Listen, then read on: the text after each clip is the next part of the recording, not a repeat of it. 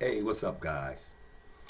I am going to do a video on it related to Charlie Kirk's assassination and the individual who they claim allegedly is the shooter, which is Tyler Robinson. And I'm just going to start off this video by clearly saying that I do not believe that Tyler Robinson is the man who shot Charlie Kirk. I believe the FBI have the wrong man. Now, I'm going to go into some footage that I've looked at. Now, I've looked at a lot of evidence online, and I've spoken about a lot of stuff that I've noticed myself, like the text messages seem fake. Everybody seems to agree with that. There seems to be a widespread agreement with those text messages being fake. We have the individual running across the roof. Excuse me, I have a cold. Just getting over it. I got a hawes. So just bear with me if you hear me cough a little bit. I got me some water here, so I should be okay.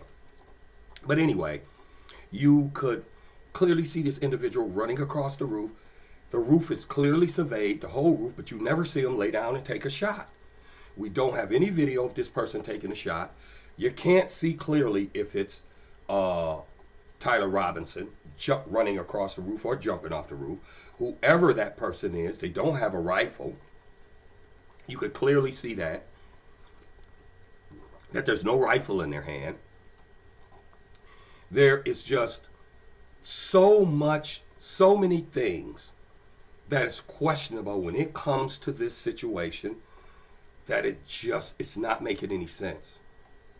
Now, the stuff that I'm going to go into is stuff that I have not seen any content creator yet touch.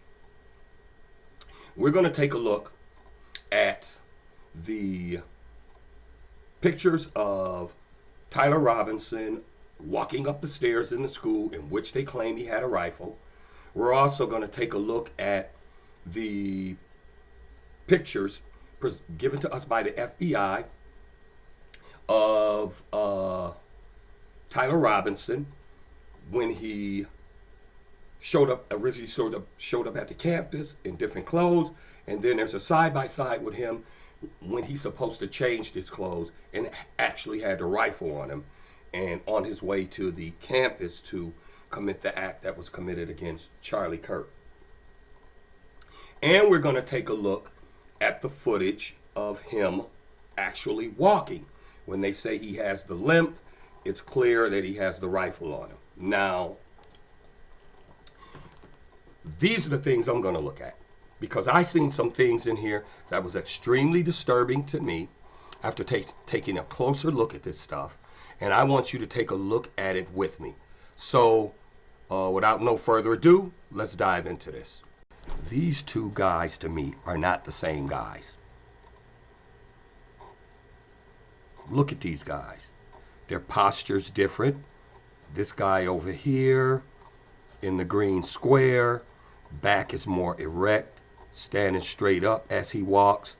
This guy over here has curvage in his back, like his shoulders is rounded. His neck is sitting out. This guy's neck is straight up. Their head shape seems to be different. This guy here in the black with the jeans on, he just seems to be bigger than this kid. His feet look bigger.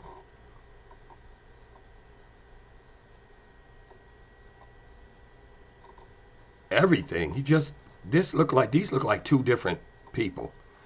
And the main problem is the video doesn't show clear enough where you could tell whether either one of these individuals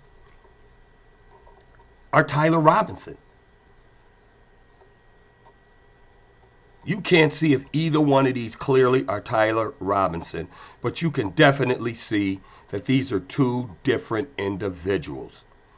Like I said, their posture's different, everything. And here's the really tell-all giveaway is that look at this guy's pants. His pants is flapping in the wind. These are not straight leg jeans he's got on.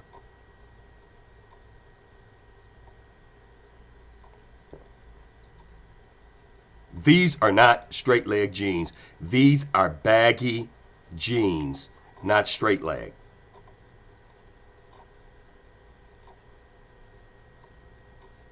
That's the problem I'm noticing with this still shot right here that we're looking at. Let's take a look at the other pictures of the jeans that he had on, and then we're going to look at him walking with those jeans on. And you know another thing that's strange too? In these two different still shots, one at 8:07 a.m., the other one's supposed to be at 11:49 a.m. How is it that he's walking exactly in the same area of the street that he walked before?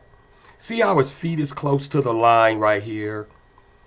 Well, just before you get to the sidewalk, he's not coming back walking a different way on the sidewalk or anything like that. He's walking exactly in the same position streetwise that he is in this video. Almost as if this is rehearsed. Okay, we need you to walk by while we videotape you. Now, get the other guy, dressed different. Now you walk by and we videotape exactly the same spot in the street, which is, that's weird to me. I walk up and down the street all day, every day, all the time, and I'd be damned if I walk in the same exact spot up and down the street hours apart. That's just, this looks like this was rehearsed. Okay, let's take a look at him with the jeans that they claim he had a rifle in. Let's look at those. Okay, let's take a look at this picture here. As you could see, they said he was hiding the rifle in his pants. You can clearly see this individual in this picture is bending their legs, which would not be consistent of somebody hiding a rifle barrel or a rifle housing in their pants leg. You look at the second picture, you can clearly see a cell phone in his pocket, but these jeans are absolutely too skinny to hide a Mauser 30-06. Even if you break the gun down into two parts, which is the barrel and the housing, putting one in one pants leg and one in the other, it would show clearly as hell through these jeans. And you could see these are not loose jeans like we saw in the video previously. These are straight leg jeans. All right, guys. Once again, I'd like to apologize to you for, the coughs in the video. Like I said, I'm getting over a cold. This cold is kicking my butt, but I'm going to get through this video. Now we're going to look at the actual footage of this guy walking. And I need you to pay close attention to the things that I found in this video that is so suspect, it doesn't make any sense. Let's get to it. All right, here's the video in which Tyler Robinson is supposed to be walking after he changed his clothes. Now, if you look at this video, this would be his left leg. It's already pretty bent. So we could get rid of the notion that somehow he had the stock in this leg or the barrel in this leg and the stock in this one. But according to the FBI story, he's limping with this leg because he supposedly had the whole rifle in this pants leg. So let's take a look at him when he walks. Let's take a look.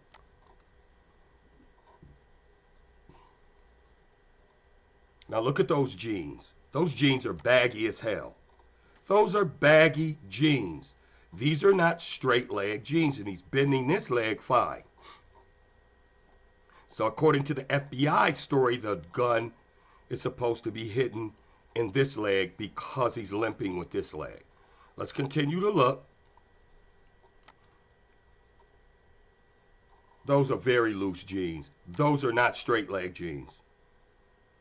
Those are not straight leg jeans. Let's bring it back. Let's take a look at it again. I'm going to bring it back. Let's look at it again. I'm going to play with this video and move it back. Let's see here. Oh, might go too far. Let's start from right here. I believe right after this portion of it, there he is, bending his leg. Look at this leg. Even though he's limping, look at the right leg.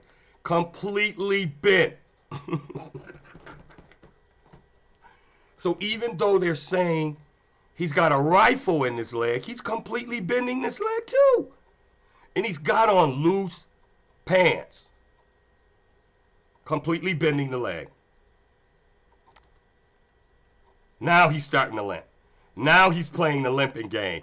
This is some bull crap. Let's go back here. Let's look at this again, y'all.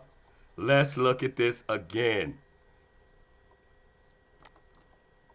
Let's look at this again. Let's take it from this part here of this video. Look at here. There he goes. Look at that. The leg was completely bent. Now he's stepping with his foot together to prepare to start limping. Now watch this. Here comes the limp. Here comes the limp. Here comes the limp. Oh my God. Let's look at this one more time. Let's look at this one more. Go back. Let's look at this one more time.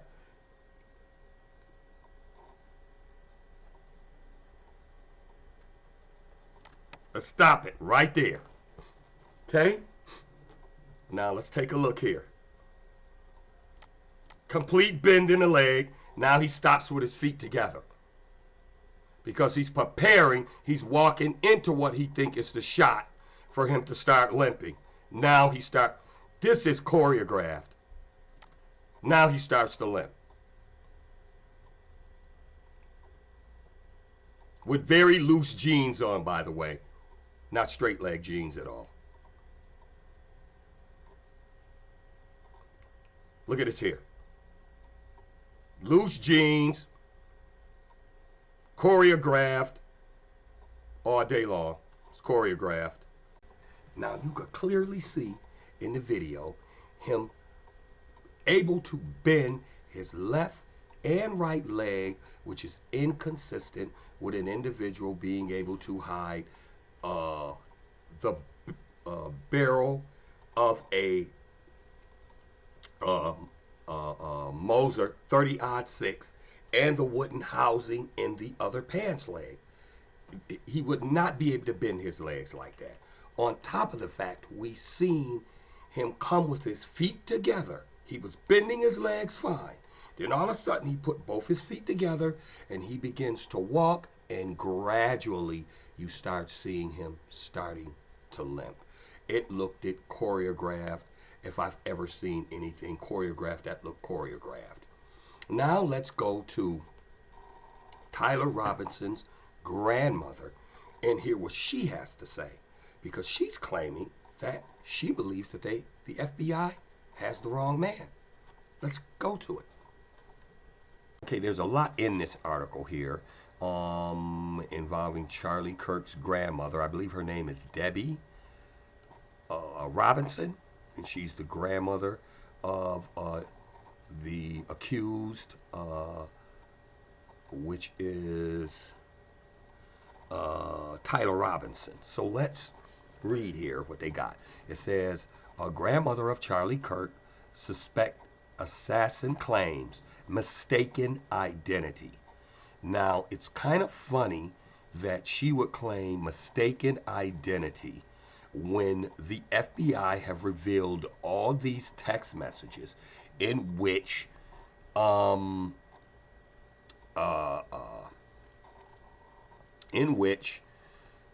family is claiming that this kid confessed. And so why should she be saying mistaken identity? Let's just read here and get a better perspective here.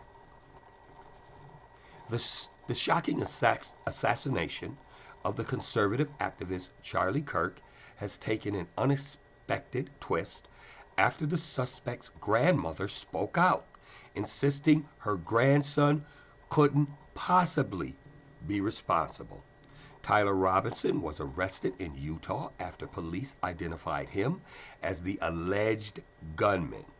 However, while authorities are investigating his political ties and disturbing online messages, his grandmother, Debbie Robinson, is pleading for the world to believe it as a case of mistaken identity.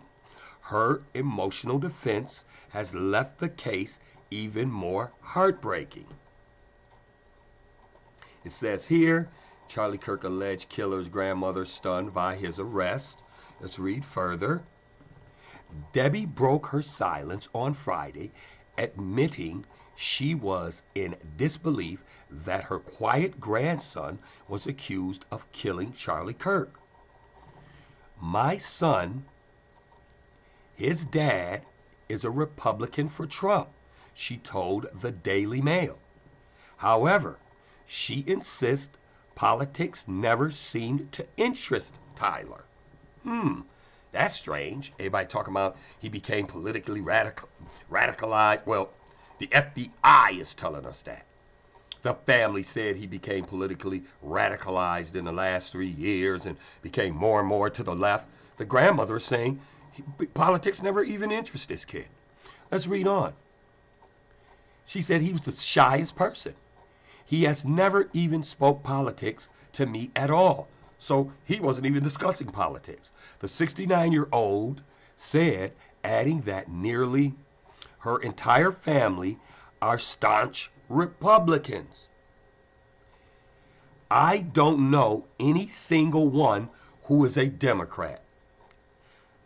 I'm just so confused. So she's saying the whole family was staunch Republicans. Wow. Let's read more. Debbie explains that her son, Matt Robinson, who runs the family construction company, was the one who turned Tyler into the police. Heartbroken, she reveals that Matt hasn't spoken to her since the arrest, leaving her in shock and isolation as the story unfolds. So, okay. You turn in, this is your mom, you turn in her grandson, because according to the FBI, the grandson confessed to you that he killed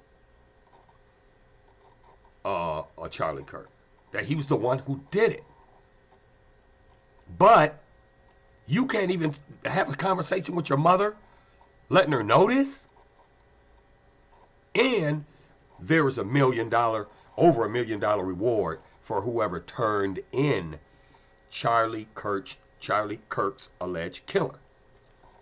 So, since the father turned in his son, he would most likely get that $1 million reward. Let's continue to read. The heartbroken grandmother describes Tyler as anything but violent. She told the outlet that her grandson didn't even like guns. Now, I've seen pictures. I don't know if they were authentic, AI generated, photoshopped or what, but I have seen pictures of Tyler with guns. I've seen pictures of him holding guns. And I have heard information, I have to verify this, that his family went to gun shows, and they would take Tyler with them to these gun shows. They would often go to gun shows, and they believed in, owning firearms. But she's saying she don't even, that her grandson didn't even like guns. She's not saying she believed this. She told the outlet that her grandson didn't even like guns, which she's claiming to know this for a fact. Not this is something that she believes or feels. That's the way she's stating it. It says, I don't think he even shot a gun. Now she's saying what she believes or feels. I don't think he even shot a gun. to tell you the truth, he doesn't hunt. Now, there she goes, stating the fact that she knows he doesn't hunt. Not, I don't think he hunt, or I don't believe he's ever been hunting. He doesn't hunt. He's never liked anything like that. So she's clearly saying he's never been hunting. So, to her knowledge, he's never even shot a gun. Let's continue to read. I know he doesn't own any guns. So now she's saying he doesn't own any guns. There's just no way he could have been that good of a shot, Debbie explained. First of all, this really gets me. I know he doesn't own any guns. I know he doesn't own any guns. She said she knows this for a fact. Now, this is where I'm getting confused at. Right here, this part right here. Right here.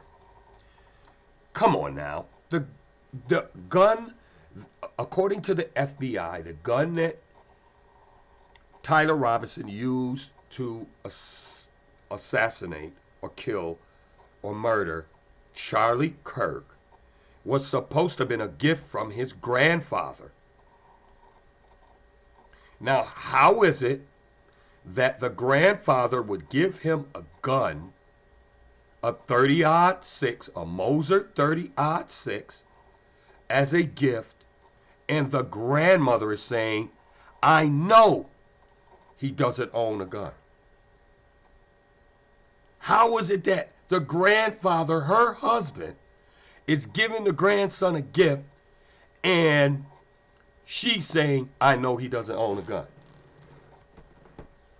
Something ain't right. She goes on to say that she also insisted there was no signs of mental health struggles, describing him as a wonderful child. Debbie insisted there was absolutely no way he could have done anything like that, stressing that she would swear by it. Come on, man.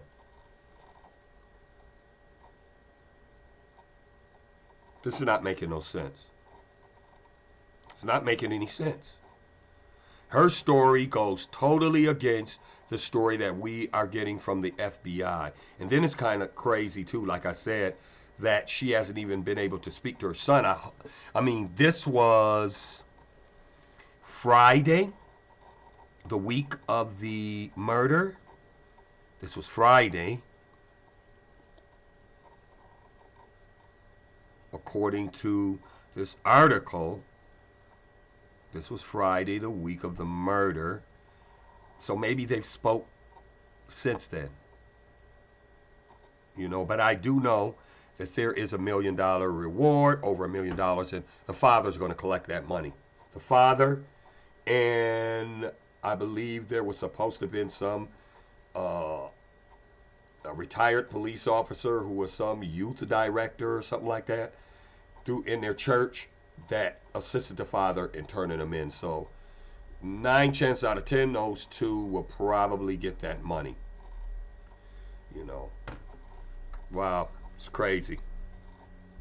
Facts or something else, boy. Okay, here's the article here, which talks about the reward that the FBI was paying out along with private donors, which took it, the reward, I believe, was $1,150,000 eventually. I believe the reward was. I know it was $1 million plus, but we'll read here. Okay. It says former FBI assistant Chris Sweck joins Varney and Company to break down the arrest of Charlie Kirk, suspect killer, what investigators are looking for, and why the federal prosecution could move the case faster. Okay, let's go here. The FBI reward for information leading to the capture of the suspect who assassinated Charlie Kirk was boosted by offers of private donors. Okay, it says here amid the manhunt for Charlie Kirk's killer. The FBI Thursday announced $100,000 reward. Then you go down some here, and it talks about the donors who boosted that. Trump advisor Alex, I believe it's pronounced Busiewicz, conservative activist Robert Starbuck, and billionaire Bill Ackman. These were the three investors, donors rather, who boosted the reward for Charlie Kirk. Let's go down here. It says Busiewicz said during a Thursday appearance on Fox News that he would add $25,000 to the FBI's reward to boost that total to $150,000. Then you go down further here in the article. It says Robert Stack followed up with a pledge to match Busiewicz's contribution to bring the combined reward to $150,000. Starbuck added that he hopes others would do the same and that the reward should be higher because the monster must receive the death penalty. Here is billionaire Bill Ackman responding to a post outlining Busiewicz and Starbucks pledge, adding that I'm in for $1 million.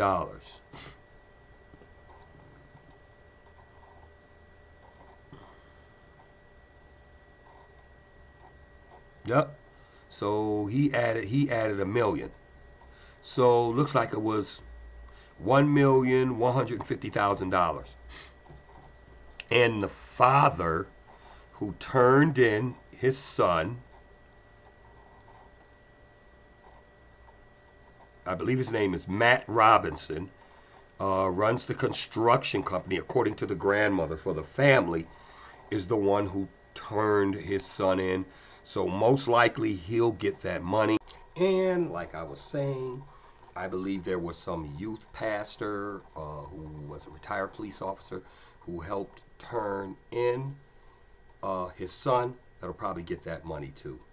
Now the narrative that they are spinning is that a lot of people are starting not to believe that Charlie Kirk was hit by a 30-06 bullet.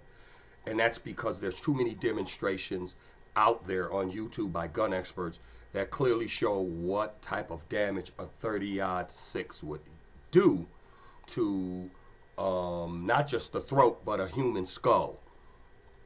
A 30-06, I've fired one of those guns before. I'm familiar with the gun. It's a very large bullet. A lot of people use it for deer hunting and elk hunting. And I haven't done any deer hunting or elk hunting myself, but I watch a lot of online videos of this stuff, and I've seen the damage that it does to an elk's neck. I've seen them hitting the neck where the bullet goes in and it's a pretty big hole here, and then on the other side it goes through the neck, through the bone, and the hole is about as big enough to put an orange in. It is huge on the elk's neck. And the elk has a thicker neck than a human, thicker bone density, all that type of stuff. And the narrative that they're spinning now is that Charlie Kirk's neck stopped the bullet, that there is no exit wound, that this 30-06 shell went into his neck, and somehow his bone density was so thick that it stopped the bullet and he saved people's lives. I'm going to let you hear this ridiculous, stupid crap that you have Charlie Kirk's company spinning right now. I'm going to pull up the news report and I'll let you listen to it for yourself. And then I'm going to let you hear the responses of individuals who are gun experts, who will call this absolutely laughable and stupid to even say something like that. And that's because then I'm going to give you a demonstration of what type of damage this gun will do to a person. Okay? So let's go there and let's check it out. Is revealing new details surrounding his death. What are they saying about this? Yeah, I wanted to get to that. There is a new post out from the executive producer of the Charlie Kirk Show, TPUSA spokesperson Andrew Colbert, and he wanted to post this. He said he spoke with the surgeon who worked on Charlie in the hospital, and they were talking about the exit wound. So Colbert was saying that there was no exit wound. We are still waiting to confirm this with the hospital, but he said he spoke with the surgeon who worked on Charlie. He said the bullet absolutely should have gone through, but it didn't go through. Charlie's body stopped it. He said, quote, "It was an absolute miracle that someone else didn't get killed." They did find the bullet just beneath the skin, he says, and even in death, he finishes, that Charlie managed to save the lives of those around him. So that was just posted within the last hour. We wanted to make sure we shared that with you as well, Natasha. Yeah, I appreciate those details. Kelly Meyer live on the ground in Arizona. Thank you. Now, y'all just heard that. First of all, let me start off by saying that that's a HIPAA violation. For anybody to be talking, any surgeon to just be talking and bucket mouthing information, medical information to somebody like this individual who's an executive in Charlie Kirk's TV show, that is a clear HIPAA violation. So I don't believe that no surgeon told him anything like that. I believe he made that up. Second, it is the most stupidest thing that you could say, that a human neck could stop a 30-06 round. I'm going to let you hear from another individual. His name is Valhalla VFT. Valhalla VFT. Subscribe to his channel. He's got great videos out there in reference to the same sort of stuff. Fantastic videos. The guy's a veteran. He's an expert with guns. He's a hunter. This guy has got knowledge when it comes to firearms. So subscribe to his channel. Look at his videos, because I'm telling you, the guy's real good. I like him. He's got a great way in which he delivers his information. Very funny, very knowledgeable. So I would go to his channel and subscribe to him. But let's hear what he's got to say about this. Charlie Kirk's neck stopping the bullet, being a man of steel, and all this type of stuff. On top of that, I'm going to show you a demonstration of what the 30-06 round would do when it hits a human being. Let's get it. Surrounding the Charlie Kirk situation has just taken a pivot into absolute ridiculous insanity, la la land, that I'm shocked that what I'm going to show you is real, but it is. And I'm sure a lot of you guys have seen this post that was put out by Turning Point USA, declaring that yes, Charlie Kirk was Superman. He's the man of steel. His bones are so dense that they're made of steel. I guess he had the, X-Men Wolverine adamantium infusion into his skeleton.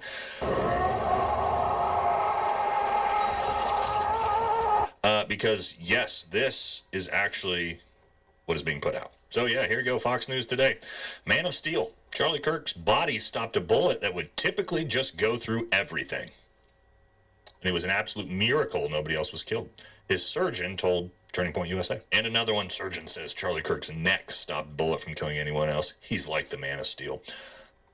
Okay, we're going to talk everything in this. We're going to talk ballistics. We're going to talk anatomy. We're going to talk physics. And we're going to look at the actual post Turning Point put out here in a second. I'm blown away by how stupid this is. I do not mean to laugh, because really this whole situation is not funny. But when you hear people saying stuff that's stupid, come on, man. I am blown away too, Valhalla VFT, on how absolutely stupid that sounds. Now let's take a look at that ballistics test of what a 30-06 would do when it hits a human skull. Alright, so today on Dual Liberty Firearms, we're going to be showing you what a 30-06 does to a ballistics gel skull. So we have a realistic human head here, made with ballistics gelatin and a resin skull, and it's got a filling in there, so hopefully you'll be able to see what happens.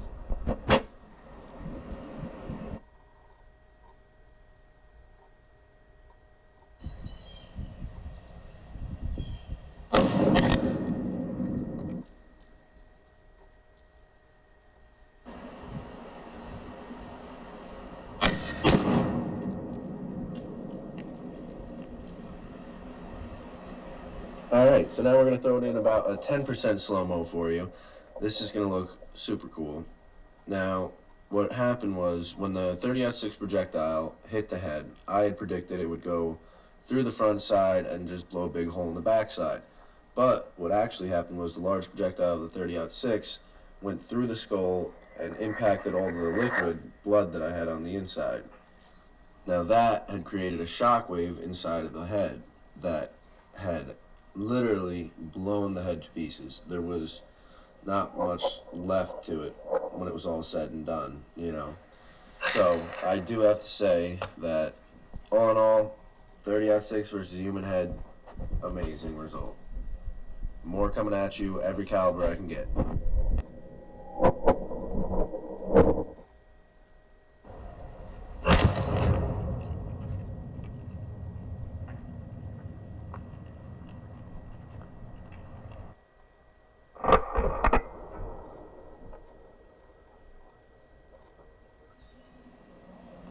So it seems like our involuntary volunteer lost a lot of brain matter and a lot of skull fragments, and he just turned into a big mush. There's pieces of him over here, there's blood all the way over to here. So, seems like a 30-06 to a human skull does a lot of damage. It's about 20 to 30 feet worth of spray. Now, after seeing that demonstration, come on, Andrew Colvett, executive producer for Charlie Kirk's TV show, you need to be slapped for saying something that stupid. You know what you've done? Because you said something that stupid, it is going to light a firestorm of interest now for the autopsy report. And the only way you gonna get a doctor to collaborate something that freaking ridiculous, man, you have to pay him so much money it ain't gonna make no sense. I don't think you're going to get one doctor to come forward and collaborate that dumbass story you just told. He need to be smacked for that. But you seen what a 30-06 will do to a human skull. It totally blew the skull completely off. Charlie Kirk's neck would have been gone. Or a large chunk of his neck would have been blown out. It would have been blood, neck matter everywhere. He said there was a 30-foot spray of skull and brain matter and blood around the bench area where the head was sitting, and then there was blood spatter all over the bench. Had that been a 30-06, it would have been a lot more uglier than what we saw happen to Charlie Kirk. It would have been a lot worse. Now, the next person I'm going to bring on, he brings a totally different perspective. He's another expert who has a podcast, and he's doing a lot of videos on this. His name is Range Day Bro. So I would say go subscribe to his channel, watch his videos in its entirety, and he's a gun expert, ex-military, etc. And he has a ton of guys who have the same background, who are working with him, helping him gather this information as he's making these videos about what happened to Charlie Kirk. And he believes that Charlie Kirk wasn't hit by a 30-06. He believes also that Charlie Kirk was not shot from the front, but he was shot from the back. So let's take a look at some of the information that he has in his video, but I would encourage you to go to his channel, subscribe, watch the video in its entirety, and even share the video. Let's get it. So this video was created by a friend of mine who is a Marine. You'll see him here at the end. This is the angle he is showing the shot coming from, showing where Charlie was sitting, and the angle of the shot, which will correspond with this video here which unfortunately we will blur out Charlie's face, but we will show what is necessary to prove that this was an entry and exit wound. So you'll see him circle the highlighted area right there, and you'll see the exit wound corresponding after, a split second after, as it would from an entry and exit wound. So in this footage, you can clearly see that Charlie is shot from his back right, and there's blood splatter coming out of the entry wound immediately after a shot. The first arc is kind of down, as if it's just gushing out from the entry wound. And then the second shot corresponds with when his head kind of snaps forward. That fluid then flips up in relation to that motion, so you can see there's that second splatter flipping up into the air.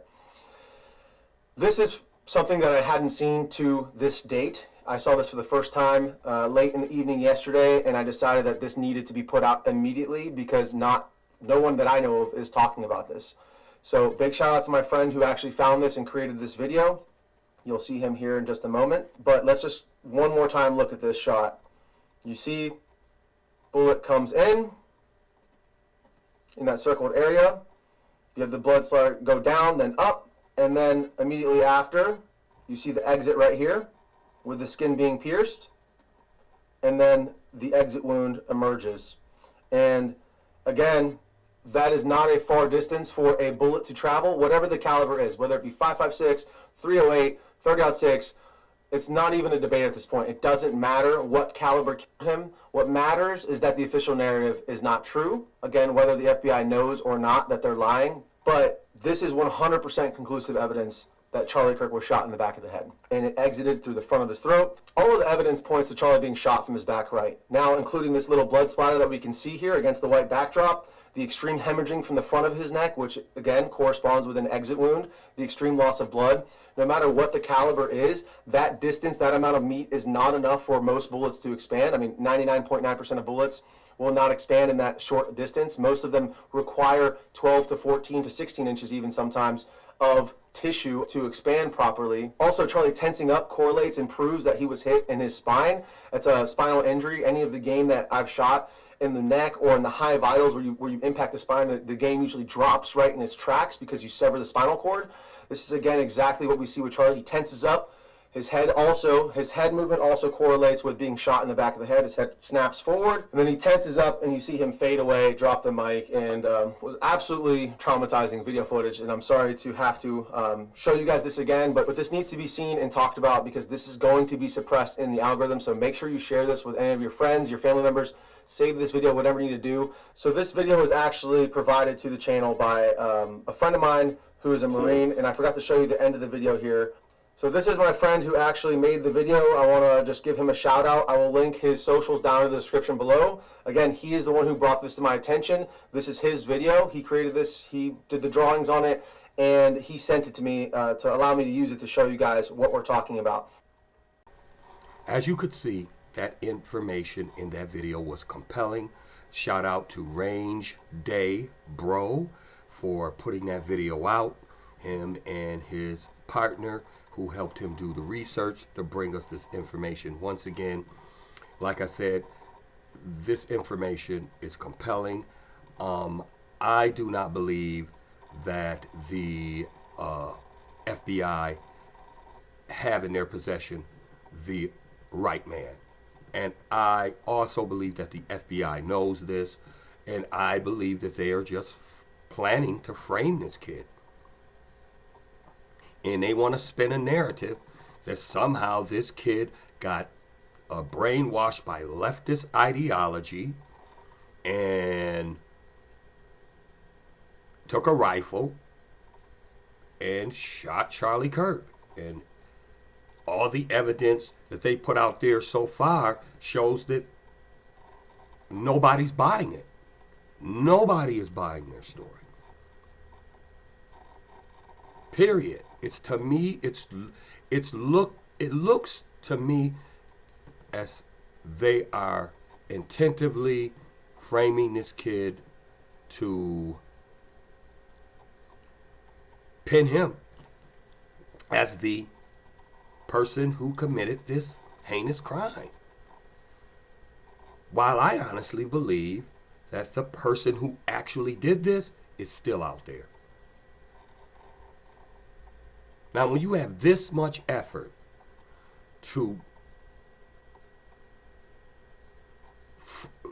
when you go through this much to try to frame somebody, antennas start going up, especially for me, because I look at it like, this was an ugly act that was committed against this man, even though I never agreed with nothing that came out of his mouth. I wouldn't wish this on anybody. But, and while at the same time, if it was me who got shot, he probably wouldn't give a damn. But anyway, you gotta ask yourself, who would stand the most to gain from doing something like this to Charlie Kirk? Who would stand the most to gain? Would it be the right? Would it be the left? Would it be a foreign power? Who would have the most to gain? Who has the best capability of taking Charlie Kirk's death and making him worth more in death to themselves than he was in life? Who would have the most to gain? Who's using Charlie Kirk right now to advance any agenda that they may have? Who's utilizing and capitalizing off Charlie Kirk's death the most? Because if I was looking for a suspect, I would start looking at the people in that circle of who's capitalizing off his death the most. And you see some things happening, but still to me, it's too early to tell. So I'm going to sit back. I'm going to watch what's going on real closely. And whatever evidence I think we need to take a look at, you'll see me post in a future video. But as of now, I hope you guys enjoyed the videos. Remember the experts that I mentioned here. I want you guys to subscribe to their channel. That is Range Day Bro. And shout out to Valhalla VFT for their valuable intake. Go subscribe to these guys' channels. Look at their videos. Those who look at this video, who are in my channel on YouTube, even on Facebook, because I'll put it up on Facebook as well, please make a comment. And if you're in YouTube and you're watching this video, please subscribe and share this video. Make a comment as well. And that's all I have for you today.